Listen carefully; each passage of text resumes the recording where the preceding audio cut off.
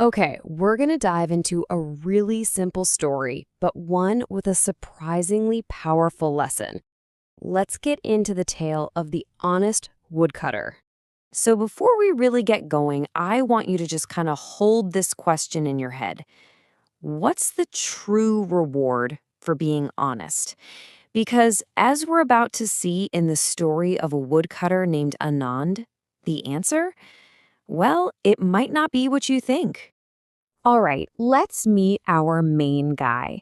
His name is Anand, and he lives in this small, quiet village, surrounded by hills and forests. Now, Anand was a great woodcutter, for sure, but that's not really what he was known for in his village.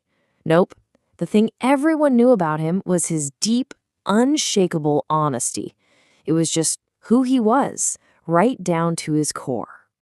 And that brings us to a really important word here, integrity. You see, it's more than just not lying. It's about having this strong inner compass, these moral principles that guide everything you do, no matter what. And for Anand, that was everything. But you know how stories go. Anand's quiet life was about to get a little complicated. One morning, while he's out there working hard, something totally unexpected happens. Something that's going to put all those values to the ultimate test. So, picture this, right? He's just doing his thing, chopping wood like any other day, and then, psh, his axe, his most important tool, just slips right out of his hands and vanishes into this deep pond. And Anand didn't just throw his hands up and walk away. Oh no, he tried everything he could to get it back himself, reaching into the water, searching around, but it was just no use. The pond was way too deep. So the problem was pretty simple, but huge.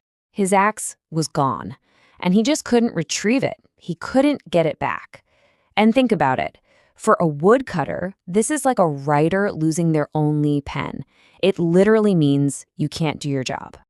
So he had to trudge home empty-handed. Being, axeless meant he couldn't work, he couldn't provide for his family. I mean, you can just imagine how worried he must have been feeling. Okay, so this is where the story really hits its turning point. Anand is now facing a super difficult choice. This is a real test of that integrity we were just talking about. And here's where his big dilemma unfolds. His wife, Sita, she comes up with a really practical idea. Hey, why don't you just borrow an axe from a neighbor? I mean, it's a quick, easy fix, right? But to Anand, that just felt like hiding the truth. So he chose a much, much harder path. Yep.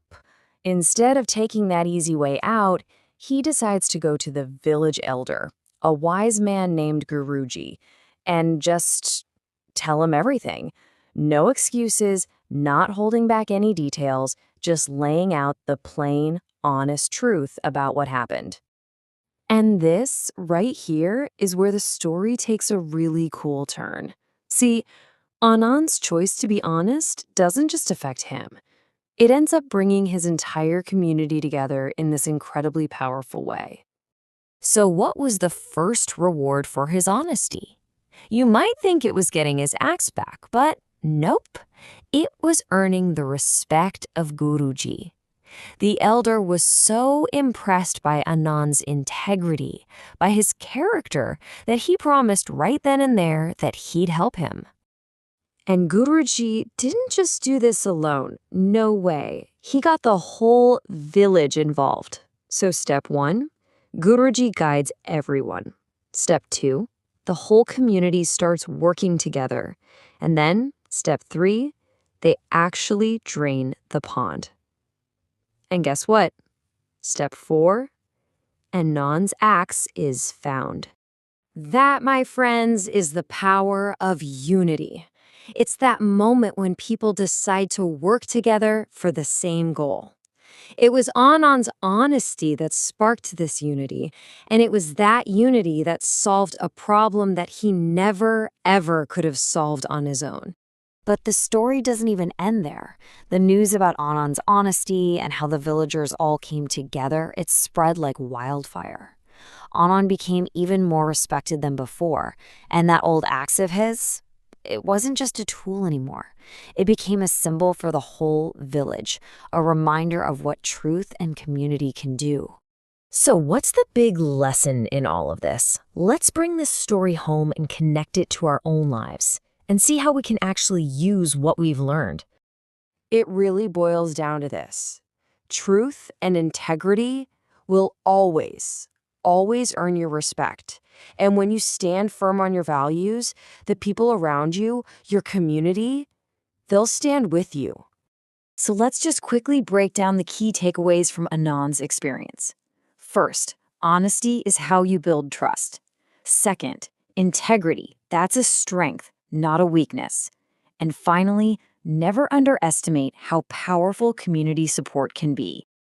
And that brings me to a question for you to think about. Seriously, take a second.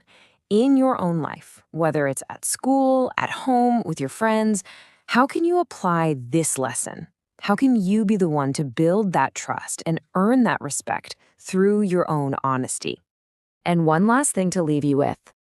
If you lost something really important, what would you do? What this story really teaches us is that being honest about a problem, even when it's your own mistake, is often the very first step to actually solving it.